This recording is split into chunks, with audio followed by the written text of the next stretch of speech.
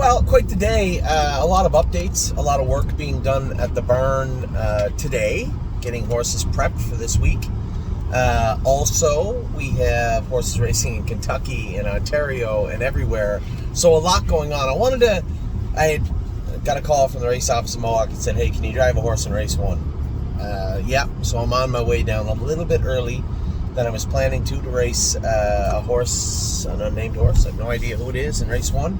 And then race our two horses and then off to Ohio. Now, my day started today. Amy and I went over to the barn. I wanted to jog Gaslight Hall, Century, Legion, Chicago Hall, and I wanted to train all gas, no brakes, just a quarter of a mile. Now, for those of you though that maybe have been following this situation, we brought him back. He'd hit himself a couple of months back, 3 months back or more now, and there was no injury to the legs, but it was in a tricky spot where he had cut close to a lot of things. So he had to let it cool down and heal properly. It did require 3 or 4 stitches. It's fine now. We get him back going. We get him to where he's going to qualify. We go to qualify him. He's terrible. He runs. Okay, so I asked James to go down and train him 4 days before last week. He trained him in 58. He said he's a little loose. Now, for those of you, I know when I say some terms, you guys don't always understand what I'm saying. So by a little loose, feel him get a little pacey. Not really, how do you put it? Maybe he doesn't feel as dedicated to his gait. And that's not his fault, especially a horse like him. He's a pretty decent competitor. So why? Usually with trotters, when they get a little pacey, it's their feet or their stifles or both. Maybe their back's getting a little sore. Could be a number of things. Usually it stems from the front end, from their feet. Usually. Because what happens is they start protecting their feet a little bit. They get sore on their hocks, so their stifles are up over their back. And when they start getting sore in there, it's you really have to stop, address it, and move forward. You can't, more times than not, they can't just work through it. So he'd made the break on Austin the other day, and I said, enough, we're going to bring him over. I'm going to qualify him at the Meadows. Now, a lot went on. We had missed the truck to the Meadows by about 3 hours last week. Now, I was certain he was going to qualify. James said he trained great. So I said, no problem. I thought we were okay. And he runs. So all week, I've been waiting for him to ship. So I asked on the weekend, I said, hey, is this horse going over? I got to qualify him Tuesday. Can't get a truck there until Tuesday afternoon or Wednesday morning. Well, that's not really helpful. So I put him back in to qualify here. I called the race office and said, please do me a favor. Can you just put all gas, no brakes in with horses that James is going to have to pick over?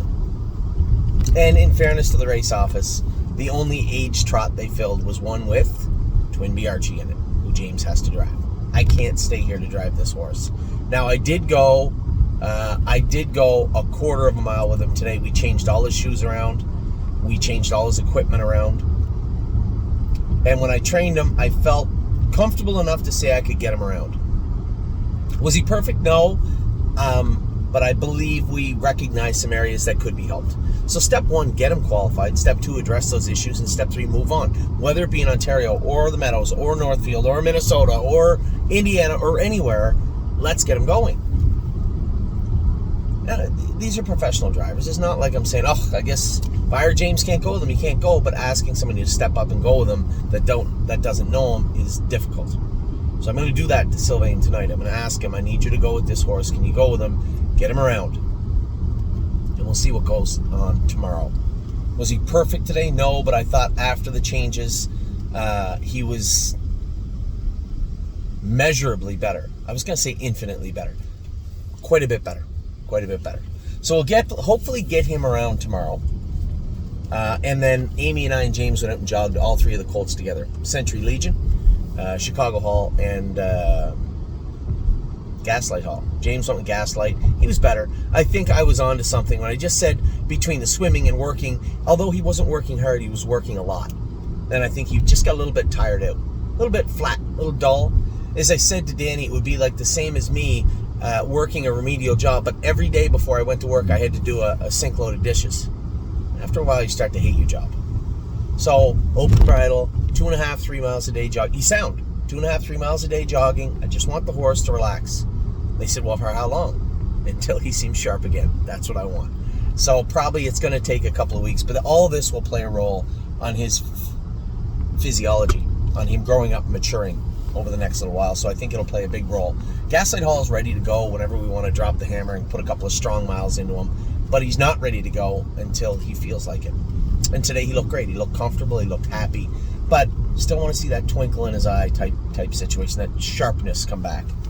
He looked good. They got him in great shape, and I'm sure that will come back within the next week or so. Chicago Hall looked fantastic. I went with him. Very, very happy with him. Now, I had told Dominic and Harry that there are going to be some horses changing barns, right? You can't have... Harry has to get some of the babies. So Harry will be absorbing Resolve Indeed, because Princess Dream... I just felt it unfair. Emily and Dominic had worked so hard after she got injured to clean her legs up. It would be hard just to transport her over there. Not hard on the horse, but hard on the people that had put their time and effort in. And I understand that it's hard for everybody. Everybody works hard this time of year. But nobody is bigger than the bigger picture, right? Not me or anybody else. The ship, stable, has to come first. And when it came to Harry, I did kind of screw him over a little bit inadvertently the other day by qualifying Chicago Hall as strongly as I did. It obviously pointed in his direction that Dominic would want Chicago Hall. I know Harry wanted Chicago Hall, but as I said to Harry today, you're getting a very good filly, and whatever horse you and Dominic decide, whatever horse Dominic decides he wants to keep, you'll get the other one. And that isn't meant to be a leftover type situation. He is getting a filly that I think is one of our best fillies and is ready to go. I love Princess Dream, but she has not done yet what Resolve Indeed has done. And I trained her the other day. I think she's great. Plus, the added situation was Captain Incredible is going in 210 this week, I'm told by Harry, and that's exactly where Resolve Indeed is ready to go also. Now, I will tell you a little side note to these side notes, was that Harry told me Captain Incredible, he thinks is an extremely talented horse. I don't want to tell you exactly what he said, because I know he kind of didn't want to put it that way because he didn't want me getting too excited, but he was very enthusiastic about Captain Incredible. So Captain Incredible, Resolve Indeed can train down together. Now, the reason I'm saying everything like this is because I believe Century Legion will be the horse that goes over to Harry. And I know deep down Harry probably wanted Chicago Hall, and I get it. And I was indifferent. I have total respect for both people, both Dominic and Harry. But when it came to the time put in, that really should be worth something, right? And Dominic and Danny did put the time in. I left it up to Dominic, and he said, well, I would like to keep Chicago. And that was kind of on me, because if I qualify him in 2-1, does he have the same feelings? I don't know. And again, it's not a race. We're all in the same boat. We're all rowing in the same direction. And when it comes to Century Legion, he's a little trickier, which really didn't bode well with Harry. The fact that Century Legion can be a little more bully and a little more aggressive, for the other guy is just as quiet as a kitten. So I will keep an eye on that situation also. As I said to Harry when we bought Save America last week, we do have that same gentleman, Mr. Collins, and his partner are still looking for another Save America type horse. So for those of you that get shut out on Save America, and there's a lot of you, we are actively and aggressively looking for another Save America type horse right now. And that horse, as I said to Harry, could easily end up in Ontario also, depending on who it is and what we're trying to do with that particular animal. So a lot going on in that regard. I'm very, very happy to report that the 2-year-olds are racing well. Now we'll get into Kentucky today. A little bit of a mixed bag so far. We're certainly not out of the woods yet. We still got Grand Slam Deal to race, and we still have Pickpocket, Memory, and Imagination. So still a lot going on today. But all 3 babies in Ontario look great, jogged great. Very happy with Century Legion, very happy with Chicago Hall, and with Gaslight Hall. Century Legion will be entering Harry Polton's barn and will race under his banner for Friday. We have to change the trainer on him. He'll be moving over to Harry's this evening when they get back from the track. And also, I'll do a report later on my way to Ohio. As soon as I'm done in race 4, Ava, Lily, and I will be heading to Ohio. We're going to go on tour again a little bit this week. We're going back to Ohio. It feels like, you ever go on a vacation and it just felt like you maybe stayed 2 days too short? Just if I could just have a couple more days. That's kind of what I felt like this weekend. I had a tremendous weekend and very, very happy with the way things are going in Ontario and Ohio. Very happy with the way the babies have looked this weekend. Everybody just shows how professional everybody is. You guys get to see the raw data, right? The horses making breaks and the mud on our face and talking about shoeing changes and vet work.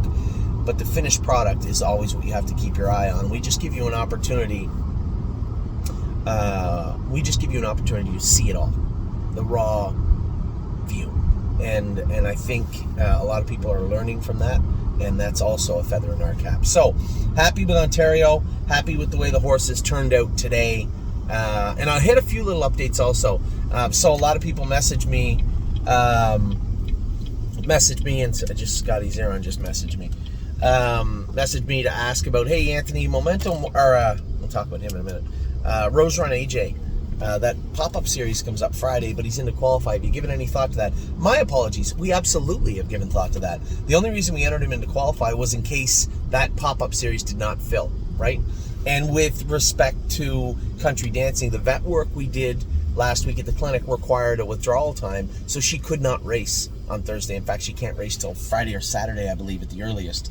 So we opted to school her tomorrow. Now I have every intention of schooling her in about 56, 57 and going with her, same as I meant to qualify Rose Run AJ, but we have every intention of racing Rose Run AJ on Friday in the pop-up series at the Meadows, and I apologize for that. I did not, I don't think I articulated that at all to you. So again, I dropped the ball there. My apologies, but we do plan on racing him on Friday. How you doing, sir? Just want a heads up. Yep. She doesn't have EGCO either, right? No. Is she gonna be helping, or is she? No. She's just spectating. She's gonna be in the kitchen. She's gonna be in the kitchen. Yes, sir. Sounds good. Thank you. So, where was I at? Country dancing, Rose Run AJ, both those horses are going good. They're both exactly where we want them to be. Now, many of you have maybe seen the country dancing's competition over the last week, racing at the Poconos at Philly. It's not going to be easy. It's a stiff crew, and she's going to have to really bear down. She's going to need that strong mile tomorrow if she's going to race well on, I think it's July the 4th, if I'm not mistaken. I would say a really strong mile tomorrow, and then come back with a softer one maybe a few days out.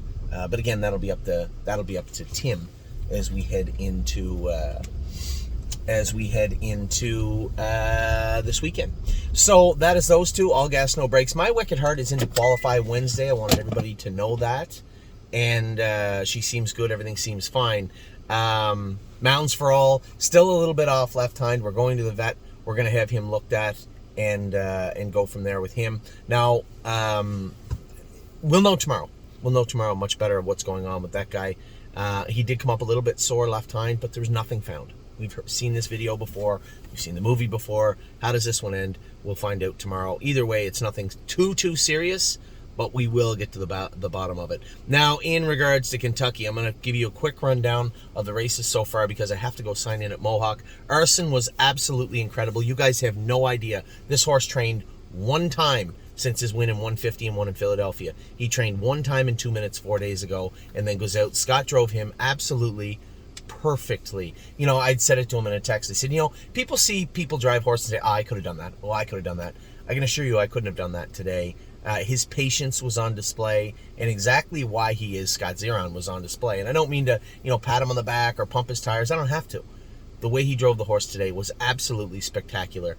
And when it came to Gymboree, 58-2, 28-2, was that what she was ready to do? A quarter and 31-3. Last 3 quarters, 127 apiece. I'd say maybe yes. I'd like to see her stretched out if she draws inside next time. Memento Mori. I think Scott had just sent me a message. I can't read it. He just sent me a message about Mori. I think he was a little keyed up. He had an ear hood on, a snake cord. Does he want the hood off? Or did he just need a start? He did go in 2 minutes and then was asked to go in 55. You know, I think he looked spectacular. Did run in very green down the lane. It did cost him the race. What does he want to do going forward? I don't know, but it's hard to say, oh, he lived up to the hype because he got beat, but he certainly lived up to the hype in my eyes. It's an incredible animal, and he's going to be a very good horse. And Westland Warrior, look, he got a little pacey and rolled off in the last turn. I am interested. I just spoke to the veterinarian in Kentucky and said, hey, haven't been aggressively treating this guy for EPM. Could you go all over him? Make sure they all get electrolytes from the heat today, and maybe administer some EPM medication to Westland Warrior. Now I want to talk to Eric and Scotty, but my view, my eye line of Westland Warrior was he just got a little pacey and made a break. So we'll see how the rest of the day goes. I got a sign in at Mohawk. We have more horses racing in Kentucky and other places. It's still a great day. We haven't got our rookie win in Kentucky yet, but we got some horses knocking on the door. Westland Warrior looked like he was going to be first or second if he didn't run. Maury looked great. Jimboree just needs to be a little tighter. I think both her and Maury were just missing that parimutuel start, but with a long summer in front of them, not the end of the world. So with that, I'm going to let you go. I'm going to go drive a little bit at Mohawk and then get off to Ohio. I'll give you guys another update later on this evening, but for right now, I think you're completely caught up on what is going on here at the stable and what went on today. Another great start to the week so far at the stable. Take care.